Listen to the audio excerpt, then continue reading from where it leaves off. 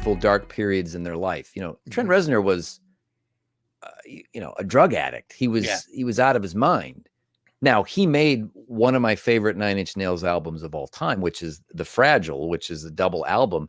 Yeah. When he was making that album, he was out of his mind on drugs. However, when he came back and got sober and did an album around 2005, everybody said, oh, well, it's not the same, sober Trent. Yeah. Well, look what happened with Trent Reznor. Trent Reznor is now an Academy Award-winning film composer who predominantly does scores for movies and is very happy doing that. Mm-hmm. And you talk about someone who said, okay, I've enjoyed doing that, but this is something that I really want to do, and I'm really enjoying this right now. And that is the key. The key is to lean into what you love. Now, I say this with all respect to everybody that loved The Late Late Show and Jeff Peterson. I don't necessarily want to do that anymore unless they pay me a lot of money. Yeah. Happily. They back up the Brinks truck maybe, but thank you. No, but Craig and I have talked about it, and we've tried to, maybe we'll find something, to do together, which we would love to do. Mm-hmm. May not be with Jeff Peterson, but I say this because it's not disparaging toward that. All the love that I feel for that character in that show is very, very important to me, and it means the world to me. At the same time, I'm very happy writing. I'm writing a book. I've been writing for a little while now. Cool. And it's a fiction, and it's something I love it so deeply. It's like one of my most favorite things in the world. And working on making my first film. Is it a horror film? It's a horror film. Yeah. Yes. Yep.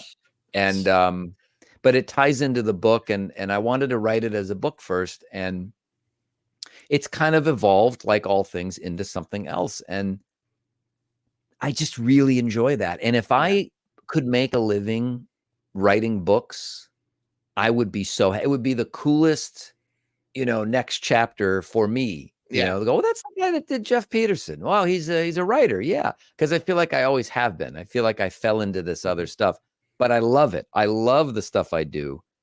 I look at it as a way, and a very fun way, by the way, to afford the time to work on these other things. So in the meantime, we're going to put merch out there, and we're going to have more autograph signings. I've got one coming up in October. Very cool.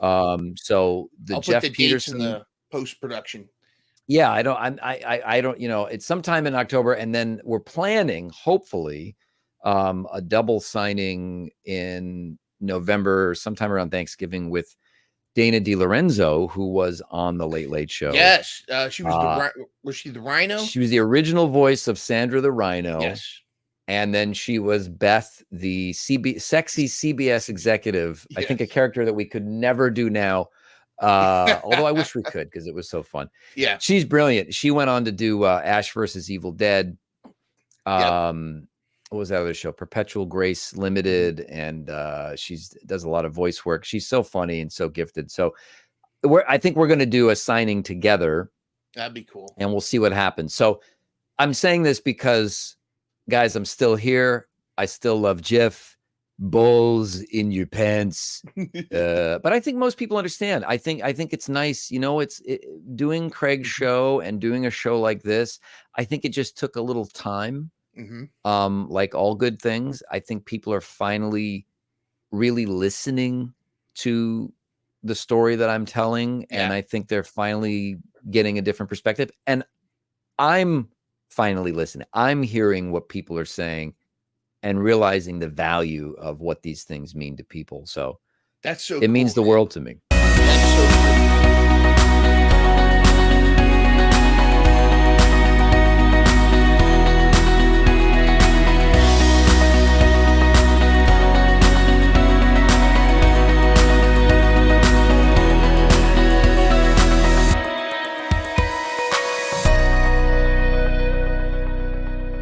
Catch new episodes of Mental Health Mondays every Monday morning at 7 a.m.